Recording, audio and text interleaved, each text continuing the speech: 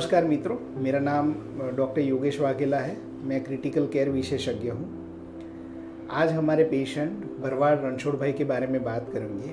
रणछोड़ भाई बहुत ही critical situation में बेहोश हालत में कंटिन्यूस मसल स्पाज़म और कन्वल्जन के साथ खींच के साथ लाए गए थे मेरे यहाँ। उनकी कंडीशन देखते ही पता चल गया कि ये केस टिटेनस का हो सकता है। रिलेटिव्स को सारी कंडीशन एक्सप्लेन की, उसके बाद उनको वेंटिलेटर पे रखना पड़ा। कंडीशन इतनी ज़्यादा क्रिटिकल थी कि इवन थोड़ी सी सनलाइट या थोड़ा सा आवाज़ भी ज़्यादा हो तो उनकी पूरी बॉडी कन्वल्जन स्पाज़म में चली जाती थी। उनको अलग रूम में रखना पड़ा अंधेरे के साथ, कि इवन सनलाइट भी या लाइट भी ना रहे, वहाँ पे कोई किसी भी तरह का आवाज़ ना हो। और इस कंडीशन में उनकी पूरी ट्रीटमेंट चालू हुई। ऐसा लगा कि उनकी वेंटिलेटर पे उनको बहुत लंबे टाइम तक रखना पड़ेगा, तो गले में छेद करके ट्रेकियोस्टोमी भी करना पड़ा। टोटल 15 डेज़ उनको वेंटिलेटर पे रखा गया और 20 दिन उनको आईसीयू में रखा गया। उसके बाद उनकी कंडीशन में सुधार हुआ। जब लंबे टाइम तक आईसीयू में वेंटिलेटर पे रहते हैं तब इन्फेक्शन के चांसेस बढ़ जाते हैं। उनको इन्फेक्शन भी हुआ, उसमें से भी वो ठीक से बाहर आए।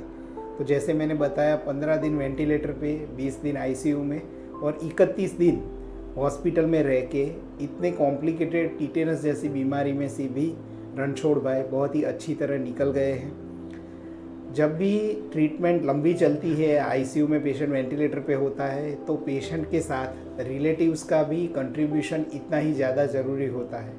पेशेंट तो ये सब चीज़ों में अपनी ट्रीटमेंट के बारे में डिसीजन नहीं पाता, लेकिन जो कुछ भी रिलेटिव होते हैं वही ट्रीटमेंट समझते हैं, वही डिसीजन लेते हैं। तो रणछोड़ भाई के केस में उनका रिलेटिव्स का भी योगदान बहुत ही महत्वपूर्ण रहा, क्योंकि वो पूरी ट्रीटमेंट में उन्होंने पूरी ट्रीटिंग टीम के साथ बहुत ही कोऑपरेट किया है। जो भी टाइम पे समझाई, उन सब चीज़ों में उन्होंने कोऑपरेट किया है। आज हम रणछोड़ भाई और उनके रिलेटिव से बात करेंगे। रणछोड़ भाई, आपको पता है कैसी सिचुएशन में लाया गया था आपको यहाँ पे? कोई पता नहीं है। अभी कैसा है?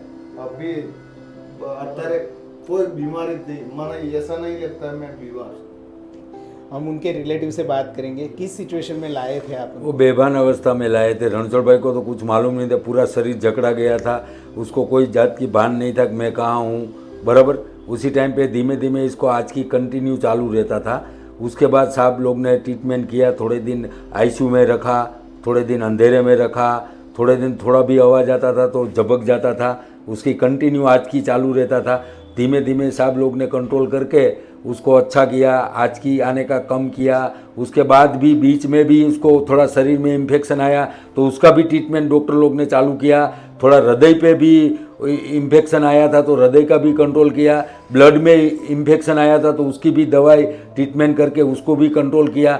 सब कुछ कंट्रोल करके रणछोड़ भाई को 30-31 दिन पे पूरी हालत में, सही हालत में, कोई जात की बीमारी बिना उसको बाहर निकाल दिया। और सबसे हॉस्पिटल का काम बढ़िया हुआ। साहब लोग ने भी बहुत साथ दिया और इसका परिवार और भाईबंद दोस्तार भी रात दिन उसको दौड़ते थे।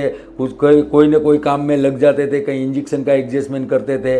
डॉक्टर लोग रात दिन उसके पर रिसर्च कर रहा था, उसमें 100% अपने बाहर निकल गए। और आज रणछोड़ भाई कंप्लीट जो मैं हूँ ऐसी हालत में है। अभी इसको कोई जात की बीमारी जैसा लगता ही नहीं है। सब खाना चलता है, जब संडास बाथरूम में टाइम से जाते हैं नहाने के लिए, नींद भी रात को आ जाती है कंप्लीट, दिन में भी नींद करते हैं और एकदम फर्स्ट क्लास है। अभी रणछोड़ भाई को कोई जात की नहीं है। तो देखा फ्रेंड्स, जैसे रणछोड़ भाई के केस में हुआ, अगर पेशेंट की कंडीशन कॉम्प्लिकेटेड हो फिर भी अगर टाइम रहते अच्छी क्रिटिकल केयर की ट्रीटमेंट मिले, अच्छी टीम के सुपरविज़न में, अच्छे आईसीयू में, तो हमें जटिल बीमारी में भी अच्छा रिजल्ट मिल सकता है।